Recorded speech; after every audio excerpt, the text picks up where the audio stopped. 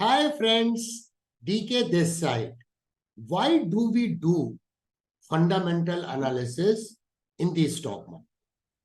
The sole aim of doing the fundamental analysis is to find a suitable stock which can be good for the purpose of investing in the stock market for a possibly higher return.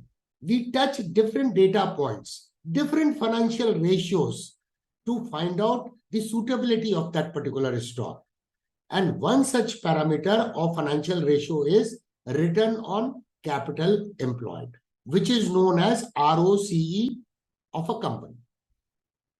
So in this tutorial video, we will understand what is ROCE and how it is to be evaluated when we find the ROCE of the company, and how we can use in the fundamental analysis to find a suitable stock by using one of these several parameters in fundamental analysis. So friends, don't forget to like this video, subscribe the channel, hit the notification bell for updates. Let's begin. Before we learn all about return on capital employed, that is ROCE, I would like to give a word of caution to stock market beginners. We cannot base our decision for selection of a stock of a fundamental sound business on the basis of only one parameter like ROCE. We need to check the past performance of the company using the various financial aspects of the company, future growth estimate of the company, check the valuation of the stock, and then finally decide on basis of the other parameters like technical analysis inputs to decide a selection of a stock for long-term investing.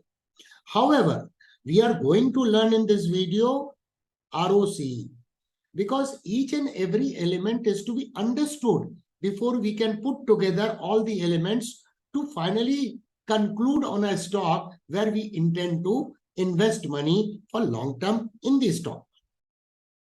In order to understand what is ROCE or return on capital employed, we need to define ROCE.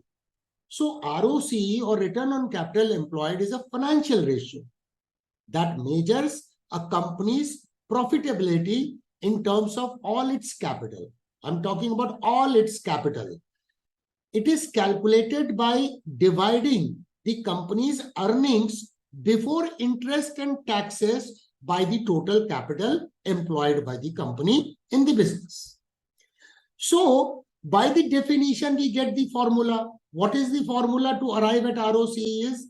ROCE is equal to EBIT divided by capital employed. EBIT means earnings before interest and taxes, and capital employed is nothing but the total amount of the capital deployed in the business, including debt and equity. By now, you must have understood that this is an important matrix of a company. How it is very important? For example, a company A and company B both are operating in the same kinds of business. Company A is generating earnings of 20 rupees against the capital deployed of 100 rupees before interest and taxes.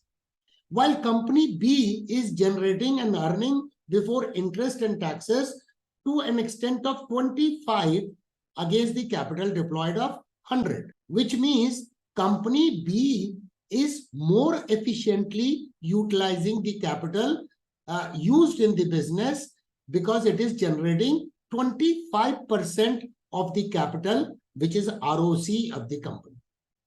So ROCE is a useful measure of the company's efficiency because it takes into account the amount of the capital that the company is using to generate the profits. A high ROCE indicates that the company is using its capital efficiently and generating high return on its investment.